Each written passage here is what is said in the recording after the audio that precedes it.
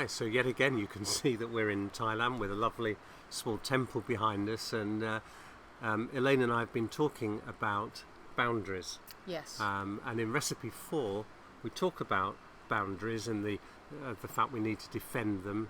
And do you know what we were saying to ourselves? And that's pretty obvious. So why doesn't everybody defend their boundaries all the time? Why don't people just do it? We all know we should. Why don't we? Well, lots of people want to be liked, and lots of people want to build great relationships by always compromising, always letting the other person have what they want. And sometimes we believe that is how we can maintain relationships.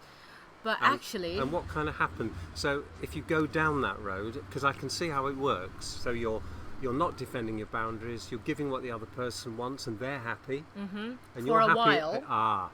Okay. For a while, we respect people who respect themselves, and people who don't defend the boundaries don't really respect themselves. And if they don't respect themselves, then we don't respect them. So when we don't defend our boundaries, people learn not to respect us. So is this why, there's some people who've been in a relationship for a long time, they do what the other person wants for years and years and years, and then that person leaves them. Exactly. And they think, how can this possibly be? Exactly. I've done everything they wanted. Yes. And suddenly they've left me. Yeah, and that's a whole point. Relationships are like tango. It doesn't work if one side keeps retreating. So you need something to push against. We need positive resistance, yes. Okay, and we say that in the book, don't we? Yes, we do. So how can we start the process of, if we're not very good now at defending our boundaries, what could we do to begin the process of making other people aware that we won't be pushed around? Start thinking about what we need as well, instead of just what the other person needs. Okay.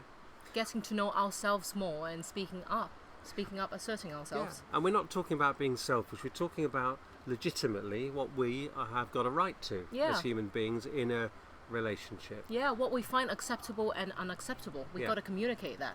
And would you say this works in a romantic relationship and at work, in a corporate environment? Yes, it works everywhere. It's basically the same general rule that applies everywhere. Good. So what would happen then if we began to do this? What changes do you think we might see? Well, we would probably offend some people. We will lose some relationships, and that might not be a bad thing. We need to decide whether those relationships are really serving us, but whether those relationships are really healthy for us and for the other person.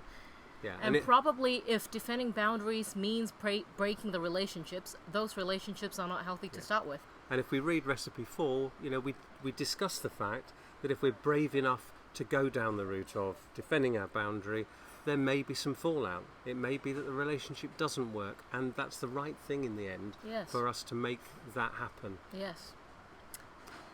So to wrap up, relationships, we need to defend boundaries in relationships because that is the way to make them sustainable.